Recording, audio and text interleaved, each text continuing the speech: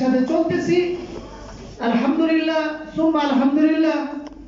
এই 12 বছরে মাদারীপুর থেকে অনেক অনিসলামিক কার্যকলাপ আমরা বন্ধ করতে পেরেছি। সেখানে সার্কেস, জুয়া, বিশেষ করে শিরক বিদআতের যে আখড়া মাজারগুলা, সেই মাজারগুলো আমরা মাদারীপুরে বন্ধ করেছি আলহামদুলিল্লাহ। মাদারীপুর থেকে যে এক সময় যে মাদারীপুর ছিল অনিসলামিক একটা শহর হিসাবে পরিচিত, বাংলাদেশে পতিতাপল্লীর শহর। আমরা ঢাকা যদি বলতাম বাড়ি কোথায়, মাদারীপুর বলে ওই জায়গার পাশে একটু খোঁচা মেরা কথা বলতো। আলহামদুলিল্লাহ সেই খোঁচাটা এখন আমাদেরকে দেয় না। মাদারীপুরের ওলামায়ে কেরাম, আওয়ামী লীগ, বিএনপি, জামাত, জাতীয় পার্টি সকলকে ঐক্যবদ্ধ করে 2012 সালে যে দুর্বার আন্দোলন করেছিল, সেই আন্দোলনের ফসল মাদারীপুরের এখন যে মাদারীপুর একটা ওলামা নগর হিসাবে পরিণত হয়েছে আলহামদুলিল্লাহ। মাদারীপুরে এমন কোন এলাকা নাই, এমন কোন মহল্লা নাই যেখানে আলেম ওলামা নাই।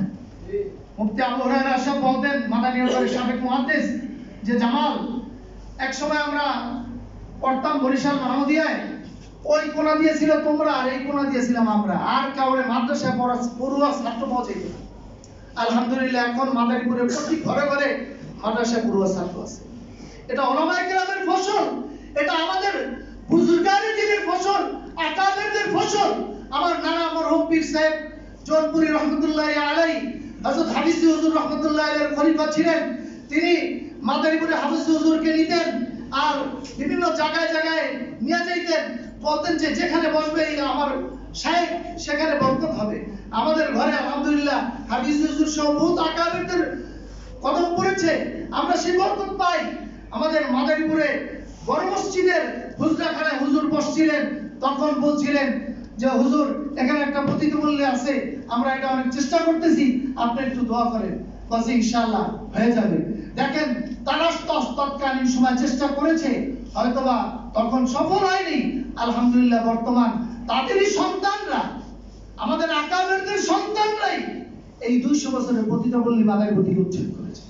যাই হোক, আল্লাহ তাআলা আমাদের মাদারীপুর ওলামায়ে কেরামকে, আমাদের রাহবার পীর সাহেব চন্ডীপন্থীর নেতৃত্বে যাতে চলতে পারি এবং মাদারীপুরের জেলাটা সারা বাংলাদেশের জন্য মডেল হিসাবে যাতে পরিচিতি লাভ করে। আলহামদুলিল্লাহ আমাদের এই আন্দোলনের পরে গোপালগঞ্জ, তারপরে ফরিদপুর, শরীয়তপুর, বরিশাল পর্যন্ত, তারা পর্যন্ত আমাদেরকে জিজ্ঞাসা তোমরা এই ঐক্য কিভাবে করলা। আল্লাহ তাআলা আমাদের সকলকে কবুল করেন, আমাদের আকাবেরদের কবরকে জান্নাতের টুকরা বানিয়ে দেন এবং আমাদেরকেও তাদের রেখে যাওয়া আমানতকে সঠিক কাজে ব্যয় করার তৌফিক দান করেন। সকলে বলে আমিন। আখির দাওয়ানা আলহামদুলিল্লাহি রাব্বিল আলামিন। মাশাআল্লাহ, জাযাকাল্লাহ। সম্মানিত উপস্থিতি, এ পর্যায়ে